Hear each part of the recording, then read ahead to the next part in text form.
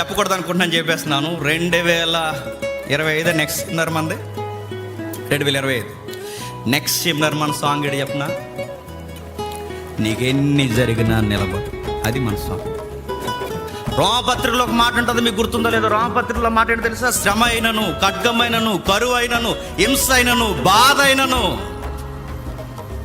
క్రీస్తు ప్రేమనిచ్చి మనల్ని ఏది, ఎందుకంటే ఇది నా కవనెంట్, నా నిబంధన, అలానే జీవించాలి.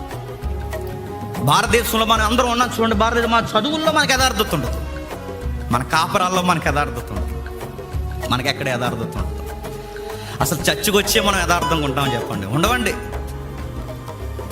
నైటింగేల్ అని మెడికల్ డిపార్ట్మెంట్లో కావడం మీకు తెలుసుగా.